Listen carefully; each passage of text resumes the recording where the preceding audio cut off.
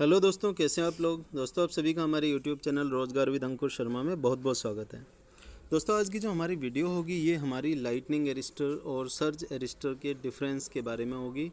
कि बहुत लोगों ने सुना होगा लाइटनिंग एरिस्टर और सर्ज एरिस्टर हम लोग यूज़ करते हैं टू प्रोटेक्ट और बिल्डिंग्स, होम्स, इक्विपमेंट्स। ठीक है, तो ये सब चीज़ों का यूज़ क्या है और किस तरीके से इन दोनों में डिफरेंस है। पहला वर्ड है हमारा लाइटनिंग एरिस्टर, दूसरा वर्ड है हमारा सर्ज एरिस्टर।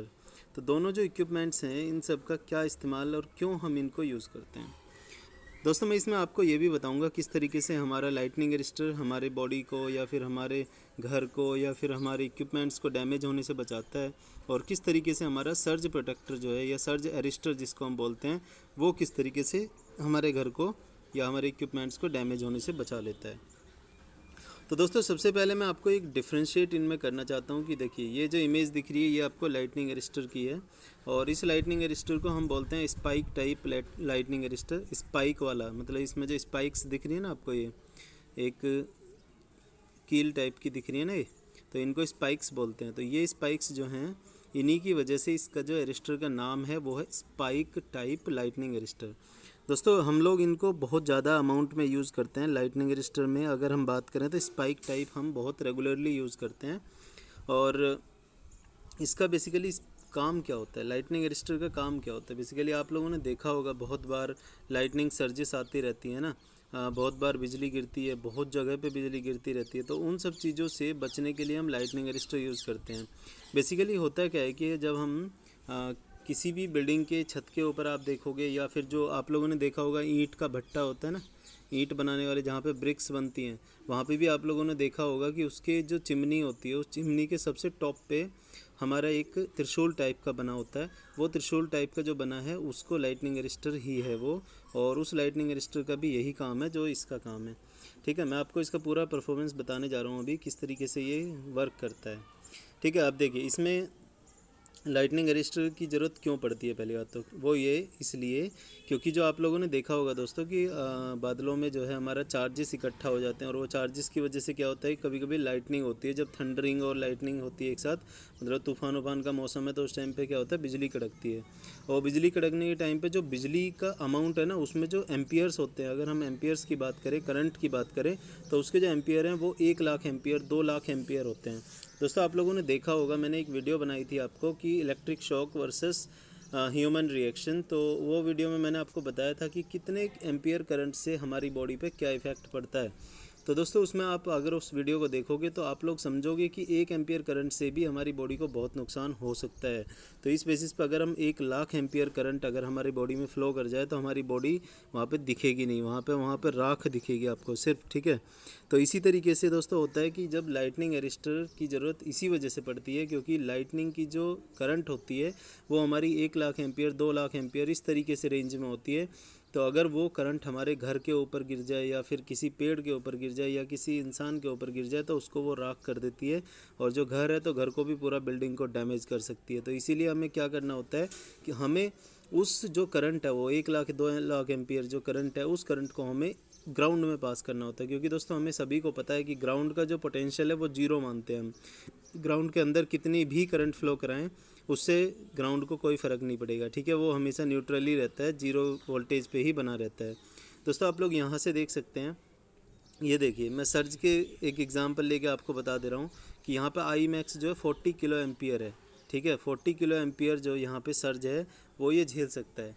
ठीक है, तो ऐसे ही सर्ज का एग्जांपल था ये तो, लेकिन surge is a different thing than lightning. तो हमारा जो लाइटनिंग का सर्ज है वो भी एक, उसमें भी सर्ज हो सकता है लाइटनिंग में भी, लेकिन लाइटनिंग में हमारी जो करंट है वो इससे भी ज़्यादा फ्लो कर जाती है। 40 किलो एम्पियर यहाँ पे लिखा हुआ है, इससे भी ज़्यादा फ्लो कर जाती है, 1,00,000 एम्पियर, 2,00,000 एम्पियर। ठीक है, ये तो किलो एम्पियर में खाली, तो वहाँ पे लाख एम्पियर में भी फ़्लो कर जाती है।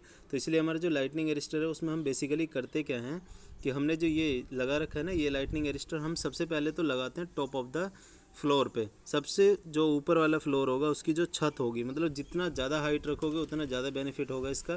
ठीक है, जितना कम हाइट रखोगे उतना कम बेनिफिट होगा। लाइटनिंग एरिस्टर हमेशा पहले याद रख लो कि सबसे टॉप वाले फ्लोर पे ही लगाना है। ठीक है, आप नीचे लगाओगे तो हो सकता है कि आपके ऊपर वाली बिल्डिंग को डैमेज कर दे, और नीचे तक जब तक करंट पहुंचेगी तब तक वो ऊपर वाले पोर्शन को डैमेज कर चुकी हो। लेकिन अगर आप सबसे टॉप फ्लोर पे ही लाइटनिंग अरेस्टर लगा देंगे तो वो जो लाइटनिंग अरेस्टर है वो एक गुड कंडक्टर है। तो गुड कंडक्टर आपको पता होगा करंट का बिहेवियर होता है कि करंट हमेशा लो रेजिस्टेंस पाथ को फॉलो करती है, और जो गुड कंडक्टर्स होते हैं वो हमारे हमेशा क्या होते हैं, लो रेजिस्टेंस पाथ वाले होते हैं। मतलब उनका जो रेजिस्टेंस है बहुत कम होता है गुड कंडक्टर्स का, जैसे कि कॉपर हो गया और तुम्हारा गोल्ड हो गया और तुम्हारा ये क्या बोलते हैं आयरन हो गया, ये सब हमारे कंडक्टर्स हैं। एल्यूमिनियम हो गया, ठीक है, ये सब हमारे कंडक्टर्स हैं। और जो हमारा सबसे बढ़िया सिल्वर है, ठीक है, चांदी जिसको बोलते हैं, चांदी भी हमारा एक गुड कंडक्टर है। तो ये सब का क्या है, रेजिस्टेंस बहुत कम होता है। तो इसीलिए हम जो इक्विपमेंट्स बनाते हैं कंडक्टिविटी वाले वो सारे इन्हीं के ही बनाते हैं, कंडक्टर्स के ही बनाते हैं, जिससे कि उसमें लो रेजिस्टेंस पाथ में हाईएस्ट करंट फ्लो कर सके। तो बेसिकली होता क्या है कि जब भी हमारी लाइटनिंग अरेस्टर ऊपर लगा होगा छत के ऊपर, और थोड़ी सी हाइट पे लगाना चाहिए, छत के फ्लोर से भी कम से कम 2 मीटर हाइट ऊपर रहनी चाहिए इसकी, ठीक है। जो हमारा छत है, छत से कम 2 मीटर मिनिमम रखो, उससे ज़्यादा रख सकते तो और अच्छा है, ठीक है। तो 2 मीटर से ज़्यादा हाइट रखोगे, उस पर अब क्या होगा कि जैसी लाइटनिंग सर्ज आएगी या लाइटनिंग होगी, तो लाइटनिंग होने से क्या होगा, लाइटनिंग अरेस्टर के ऊपर आएगी वो, और लाइटनिंग अरेस्टर हमारा क्या करेगा, वो हमारा अर्थिंग से कनेक्टेड होता है। जो लाइटनिंग अरेस्टर है इसको हम क्या करते हैं, एक वायर की हेल्प से अर्थिंग से कनेक्ट कर देते हैं, ग्राउंड में ले जाके दे देते हैं, ठीक है। मान लीजिए सबसे टॉप फ्लोर पे छत पे लगा हुआ है लाइटनिंग अरेस्टर, वहाँ से हम क्या करेंगे, एक वायर कनेक्ट करते हैं और उस वायर की हेल्प से उसको क्या करते हैं, ग्राउंड में ला के कनेक्ट कर देते हैं। तो जो भी हमारा करंट आएगा लाइटनिंग के थ्रू, वो हमारा लाइटनिंग अरेस्टर से पास होके कहाँ पे आ जाएगा, ग्राउंड के अंदर चला जाएगा, और हमारा जो बिल्डिंग है, हमारे इक्विपमेंट्स है, हमारी बॉडी, सब चीज़ें, ये सब चीज़ें सेफ़ रह जाएंगी, ठीक है दोस्तों। क्योंकि इतने हाई करंट से बचने का यही तरीका है, और कोई तरीका नहीं है। अगर हमारे घर के बिल्डिंग के ऊपर भी अगर लाइटनिंग आ जाती है तो उससे हमारे घर को वो कम्प्लीटली डैमेज कर सकती है। और आप लोगों ने बहुत बार वीडियोज़ में देखा होगा ये एग्जाम्पल करके, आप लोग वीडियो यूट्यूब पे सर्च कर सकते हैं कि लाइटनिंग के क्या इफ़ेक्ट होते हैं। तो आप लोग देख पाएंगे कि किस तरीके से एक घर को, बिल्डिंग को पूरा नष्ट कर देती है, पेड़ को तो जला देती है, राख कर देती है, और इंसान को इमीडिएटली डेड कर देती है वहीं पे, ठीक है। तो इसलिए इन सब लाइटनिंग सर्जिस से बचना बहुत ज़्यादा ज़रूरी है। अब दोस्तों मैं आपको बात करता हूँ कि लाइटनिंग अरेस्टर के बाद हम बात करते हैं सर्ज अरेस्टर की। आपको मैं इन दोनों में डिफरेंस बताऊँगा। सर्ज अरेस्टर की अगर हम बात करें दोस्तों, तो सर्ज हमारा 2 तरीके से आ सकता है। एक तो हमारा नॉर्मली जैसे कि लाइटनिंग का भी सर्ज हो सकता है। दूसरा हमारा जो मेन सर्ज आता है वो हमारा एसी इनपुट में आ सकता है, और दूसरा हमारा डीसी सप्लाई, अगर मान लीजिए वहाँ पे हम सोलर वगैरह यूज़ कर रहे हैं तो उसके अंदर भी हमारा सर्ज आ सकता है। जैसे कि एसी इनपुट है हमारा, तो एसी इनपुट में क्या है, हमारे इंडक्टिव लोड है, कैपेसिटिव लोड है, जो भी हमारा सर्ज जनरेट होता है अगर एसी सप्लाई के अंदर, तो वो हमारा जनरेट कहाँ से होता है, इंडक्टर या कैपेसिटर से, ठीक है। क्योंकि इंडक्टिव कॉइल होगी या इंडक्टर होगा या फिर कैपेसिटर होगा, तो इनके अंदर हमारा सर्ज जनरेट हो सकता है। तो दोस्तों हमेशा ध्यान रखना चाहिए हमें कि जब भी हम इंडक्टिव या फिर कैपेसिटिव लोड यूज़ कर रहे हैं तो उस केस में सर्ज हमारा जनरेट हो सकता है। आप लोगों ने देखा होगा दोस्तों कि जब भी आप एसी को स्टार्ट करते हैं तो बहुत हाई पावर वो लेता है, क्योंकि एसी के अंदर हमारा इंडक्टिव इफेक्ट पाया जाता है। आप लोग अगर स्टार्टिंग में देखेंगे तो एसी हमारा 15-20 एम्पियर, 30-25 एम्पियर तक हमारा, मैक्सिमम 25 ही एम्पियर जाता है, 25 एम्पियर तक हमारा स्टार्टिंग करंट ले सकता है जब हम एसी को ऑन करते हैं।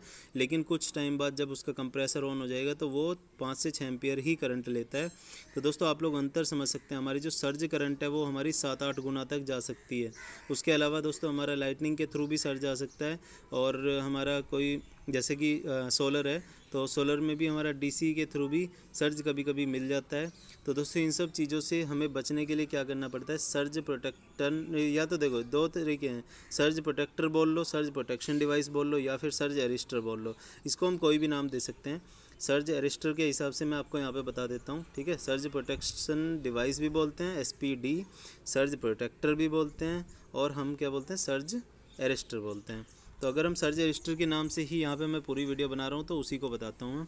तो यहाँ पे सर्ज अरेस्टर का काम क्या होता है कि जो हमारा सर्ज आ रहा है, चाहे वो एसी के थ्रू आ रहा हो, चाहे वो डीसी के थ्रू आ रहा हो, उस सर्ज को हमें ग्राउंड में बाईपास करना होता है। तो दोस्तों इसके लिए हम करते क्या हैं कि हम लोग, जैसे जो हमारा मेन सप्लाई है, जैसे कि अगर एसी सप्लाई की बात करें तो एसी सप्लाई है तो उसके हम फेज़ में क्या करते हैं, फेज़ और न्यूट्रल को इसमें लाके कनेक्ट कर देते हैं और एक ग्राउंडिंग कर देते हैं। आप लोग दोस्तों इस पर देख सकते हैं नीचे अर्थिंग का सिंबल भी बना हुआ है। आप लोग ग्राउंडिंग का सिंबल या अर्थिंग का सिंबल समझते होंगे, जो कि मैंने ऑलरेडी वीडियो में बताया हुआ है। अगर आपने वीडियो देखी है तो, नहीं देखी है तो प्लीज़ समझ लीजिएगा उस वीडियो को देख के, ग्राउंडिंग और अर्थिंग में क्या अंतर है। और उसके बाद आपको क्या है, BUA40, यहाँ पे ये लिखा हुआ है ना, I max कितना, 40 किलो एम्पियर, 40 किलो एम्पियर यहाँ पे हमारा क्या है, मैक्सिमम करंट ये झेल सकता है। 40 किलो एम्पियर तक का सर्ज हमारा ये वाली जो एसपीडी आपको दिख रही है डिस्प्ले में, ये झेल सकती है। ये वाली एसपीडी को अगर आप देखेंगे 20 किलो एम्पियर्स आपको यहाँ पे झेलने की क्षमता है इसकी मिनिमम, और 40 किलो एम्पियर जो है ये हमारा झेल सकती है, ठीक है। और इसकी भी साइकिल्स होती हैं कि अगर मान लीजिए आपकी 20 किलो एम्पियर करंट आ रही है तो मान लीजिए 20 बार में डैमेज होगी, और 40 किलो एम्पियर से अगर करंट आ रही है तो मान लीजिए कि एक ही बार में वो डैमेज हो जाएगी। वो रेटिंग्स होती है, सभी एसपीडी की अपनी अपनी अलग अलग रेटिंग्स है, कंपनी वाइज और उसकी जो रेटिंग वाइज सब अलग अलग है। लेकिन फिर भी सर्ज प्रोटेक्टिव डिवाइस, जैसे कि यहाँ पे लिखा हुआ है सर्ज प्रोटेक्टिव डिवाइस एसपीडी या सर्ज एरिस्टर जो है, ये हमारा करता क्या है, ये हमारा जो इलेक्ट्रिकल सर्ज आ रहा है एसी के केस में या फिर डीसी के केस में, उस सर्ज को ये बाईपास कर देता है टू द ग्राउंड, ठीक है। अर्थिंग के थ्रू हमारा ग्राउंड में बाईपास कर देता है, ये इसका काम है। दोस्तों जब भी हम सर्ज प्रोटेक्टिव डिवाइस लगाते हैं तो इसको हम कहाँ पे लगाते हैं, फेज में, ठीक है। फेज और न्यूट्रल को आप यहाँ देख सकते हैं, एल और एन लिखा हुआ है ऊपर की साइड में और नीचे अर्थिंग का सिंबल बना हुआ है।